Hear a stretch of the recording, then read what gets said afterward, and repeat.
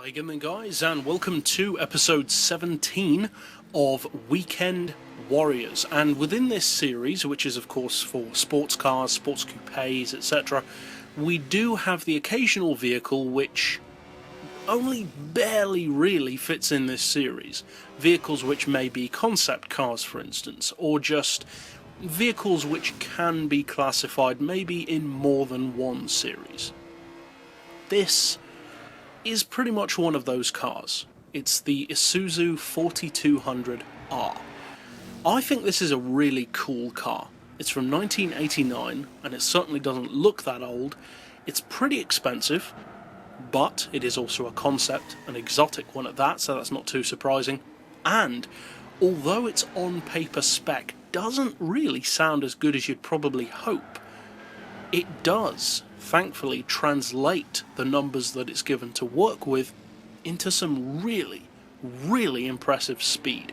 So the question is, for those who haven't bought the car, what is this car capable of? Because it is certainly unique, it's oddball, it bears a conceptual similarity to vehicles like the Mazda RX-8 with the hidden rear doors and 2+2 layout.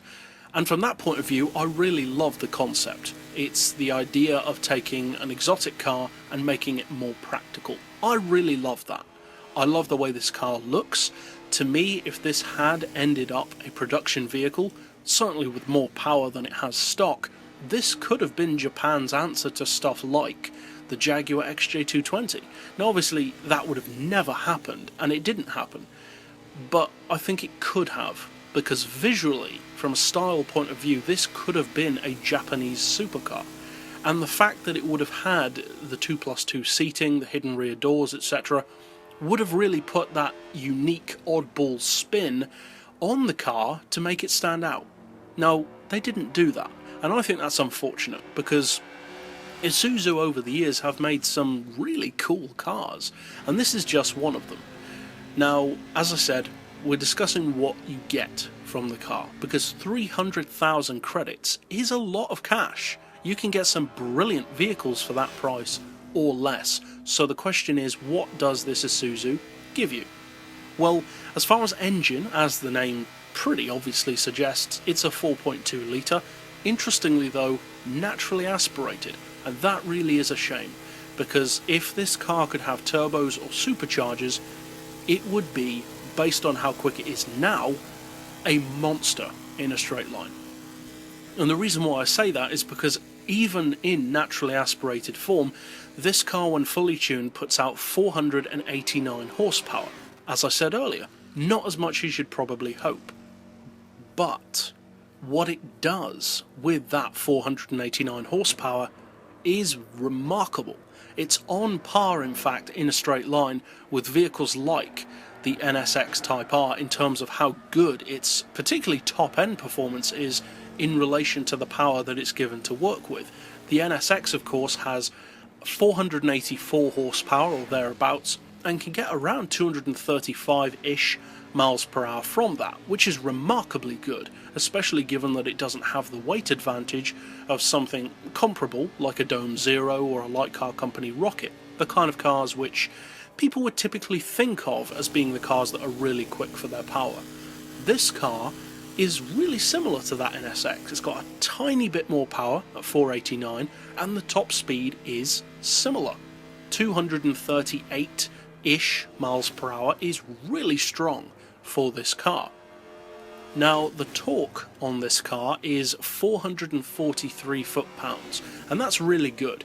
And the reason for that is, of course, even though it doesn't have a turbo or a supercharger to aid it, the engine naturally being larger lends itself more towards being developed to have that kind of lazier torque that a smaller, high-revving engine wouldn't naturally have. You would have to have a turbo or a supercharger to produce a similar amount of torque, especially at a similar amount of revs.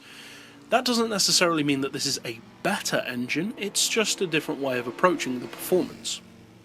Now, one of the things that is perhaps a little surprising about this car, but not in a good way, unfortunately, is the weight.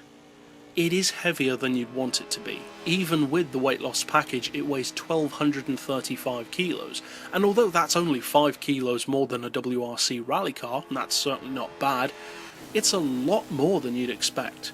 You'd expect more like 1,000 or 1,100 kilos, so that really is heavy compared to what it could be. Now, the horsepower per tonne does take a serious hit due to that. It's not working with a huge amount of power anyway, so even best case scenario, you'd be around 500 horsepower per tonne. It is heavier though, and due to that, you're only looking at 396 horsepower per tonne, which is basically the high hot hatch level when tuned. So not bad for a hot hatch, but for an exotic, especially a 300 grand exotic, not so much. Given the performance though, I think we can forgive it. Now, the acceleration on this car is strong, the top speed is very strong, and the question is, of course, what's it like around corners? Because being a concept car, it could be great, it could be awful. Some of them are brilliant, some of them are really not.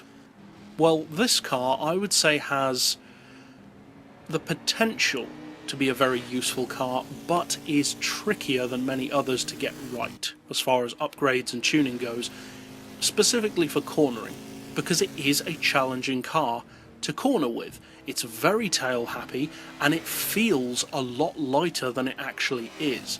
It feels a good 300 kilos lighter than its actual weight, and although you'd think that would be a great thing, that can sometimes mean that a car doesn't necessarily feel as grounded as you'd like it to be, and that to some degree is the case with this car. It has that slight, I would call, floatiness. The car weaves around over the road a little bit, especially through corners, in a similar way to vehicles like the GT by Citroën or the Jaguar XJ220. It suffers from that similar issue, and that does mean that although I would not recommend this car as a circuit racer first and foremost, it is still worth checking out from an oddball point of view. But that's it overall for this pick. I'll see you guys next time, and as always, thanks for watching.